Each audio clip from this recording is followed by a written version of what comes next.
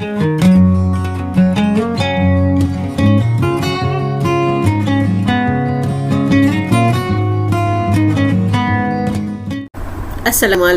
dan salam sejahtera. Bertemu kita sekali lagi. Okey, untuk hari ini kita akan mengetahui lebih lanjut mengenai jenis-jenis insurans. Okey, berapa jenis yang ada dalam insurans. Okey, jenis-jenis insurans dalam bab matematik pengguna di bawah tajuk insurans. Okey, jenis-jenis insurans. Kita dapat dua jenis insurans, iaitu insurans hayat dan juga insurans am. Okey, di bawah insurans am terdapat lagi insurans yang di bawahnya, iaitu insurans motor, insurans kebakaran, insurans perubatan dan kesihatan, insurans kemalangan diri dan insurans perjalanan.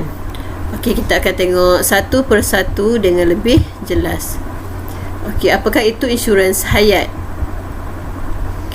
Okey, insurans hayat dia memberi perlindungan jika berlakunya kematian. Okey, insurans hayat memberi perlindungan keuangan kepada ahli keluarga yang bergantung pada pemegang polisi.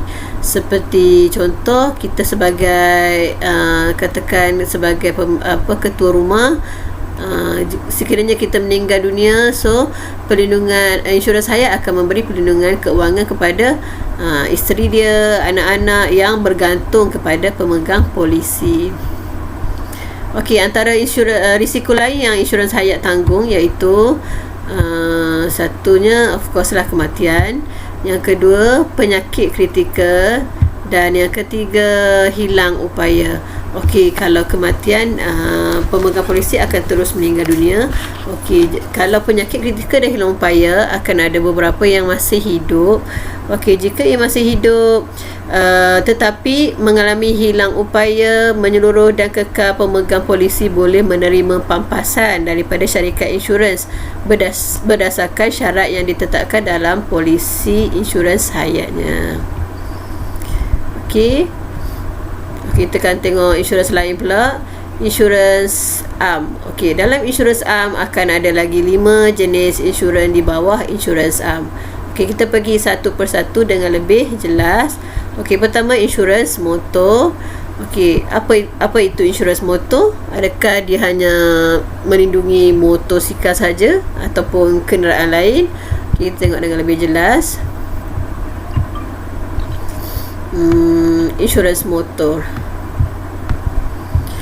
Okey, insurans motor dia memberi perlindungan kepada penggunaan kenderaan berenjin, segala kenderaan yang berenjin, seperti apa? Motosikal, kereta, kapal terbang, van, lori, bas, boleh. Okey, kita ada 4 jenis polisi insurans. Okey, 4 jenis, iaitu yang pertama iaitu polisi akta, yang kedua polisi pihak ketiga, yang ketiga pihak ketiga kebakaran dan kecurian, dan yang keempat adalah polisi komprehensif.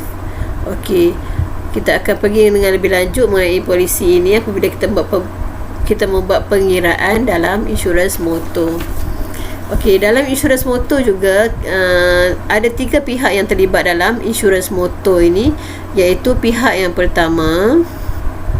Kita tengok pihak pertama, iaitu pemegang polisi itu sendiri, iaitu pemandu. Okey, yang kedua ialah syarikat insurans, dan yang ketiga ialah mana-mana individu yang terlibat dalam kemalangan disebabkan oleh pemandu. Okey, tidak termasuk penumpang. Maksudnya pihak ketiga tu, maksudnya kalau terjadinya aksiden ataupun kemalangan, orang yang kita langgar tu lah pihak ketiga.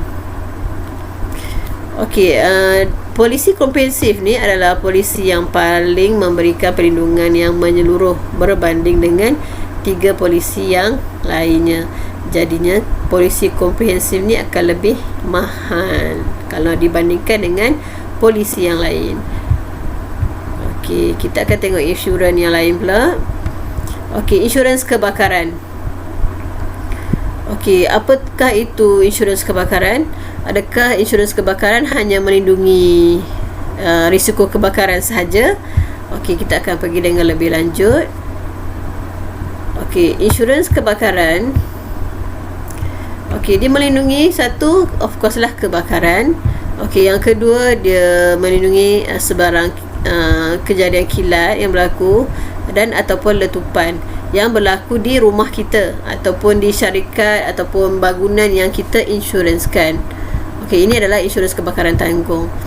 Okey, pampasan akan dibayar oleh syarikat insurans untuk memulihkan keuangan pemegang polisi.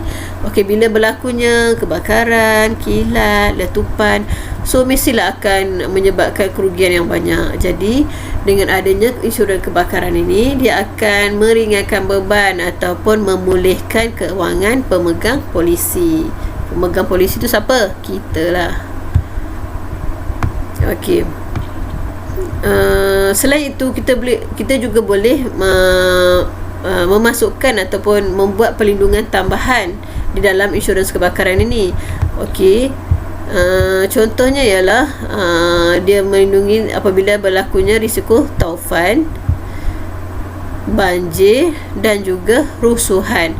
Okey, so apabila perlindungan tambahan ini ditambah, jadi kita juga akan membayar premium yang lebih kepada insurans kebakaran ni, dalam insurans kebakaran ni. Okey, bila sesuatu ditambah, jadi kita pun kena tambah bayar kepada pihak insurans.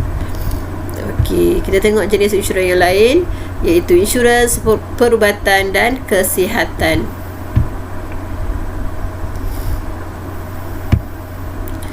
Okey, insurans perubatan dan kesihatan. Okey, kita ada insurans hayat untuk melindungi kita daripada kematian, dan kadang-kadang kita juga mengalami penyakit ataupun risiko penyakit kritikal. Jadi insurans perubatan dan kesihatan ni akan melindungi kita dalam beberapa jenis polisi ni. Polisi pertama sekali, polisi insurans hospital dan pembedahan. Kedua, insurans penyakit kritikal. Ketiga, insurans pendapatan akibat hilang upaya.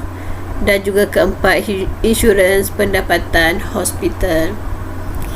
Okey, next kita akan tengok insurans kemalangan diri.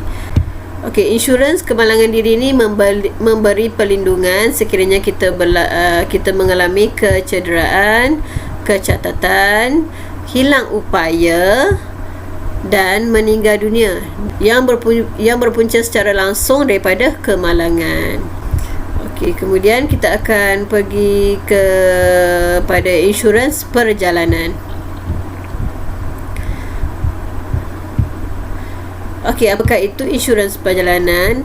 Okey, insurans perjalanan menanggung kerugian kita dalam perjalanan, tak kira sama ada perjalanan di darat ataupun di udara maupun di laut. Okey, antara kerugian yang ditanggung oleh insurans perjalanan ialah ataupun ditanggung oleh pihak insurans ialah kematian, lagi kecacatan kekal, kehilangan bagasi, kehilangan pasport, kehilangan duit dan juga belanja perubatan. Insurans berkelompok secara asalnya memberikan perlindungan kepada sekumpulan individu, iaitu yang pertama pada organisasi dan yang kedua kepada murid di sekolah. Yang kedua adalah kepada murid. Okey, insurans berkelompok secara organisasi. Okey, insurans ni adalah kepada pekerja sesebuah organisasi. Okey, dia akan melindungi kematian, risiko kematian, hilang upaya, risiko hospital dan juga pembedahan.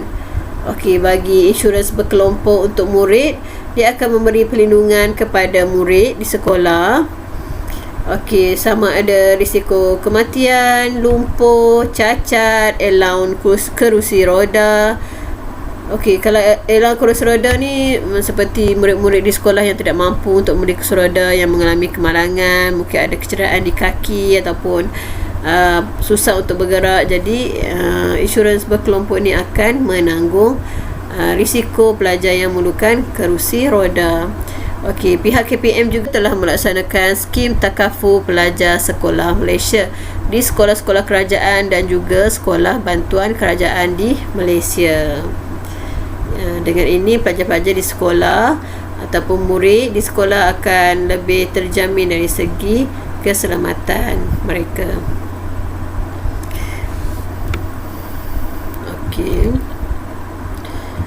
Okey, apakah tujuan insurans? Okey, di sini saya buat rumusan mengenai tujuan insurans secara menyeluruh.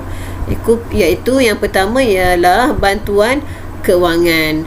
Okey, sebagai bantuan kewangan kepada keluarga sekiranya anda hilang upaya menghidapi penyakit kritikal ataupun meninggal dunia. Jadi pihak insurans akan memberi bantuan kewangan kepada kita dan juga orang yang bergantung dengan pemegang polisi.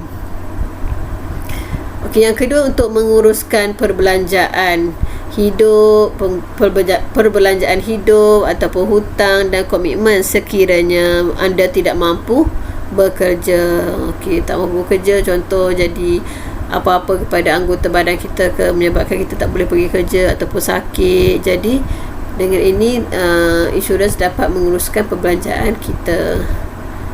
Okey, perubatan, bayaran perubatan rawatan yang tinggi jika kita mengalami penyakit kritikal ataupun sebagainya. Okey, dan yang keempat, pampasan, sebagai pampasan terhadap kerugian yang kita alami. Jadi insurans ni tujuan dia adalah sebagai memberi ganti rugi ataupun pampasan jika terjadi sesuatu ataupun kerugian yang kita alami. Okey, empat ini adalah tujuan insurans. Satu, untuk bantuan kewangan, mengurus perbelanjaan, perubatan, pampasan. Okey, itu sahaja untuk hari ini. Okey, saya harap kamu dapat sebersikit apakah itu jenis-jenis insurans. Okey, ada berapa jenis insurans? Okey, secara menyeluruh insurans ada 2 jenis, insurans hayat dan juga insurans am. Okey, di bawah insurans am baru ada 5 jenis insurans yang kecil dia tu. Okey, ingat Okey, so kalau tak ingat boleh rewind balik tengok apa lagi 5 insurans yang di bawah insurans am. Okey, sampai di sini saja. Sekian, terima kasih. Assalamualaikum. Bye.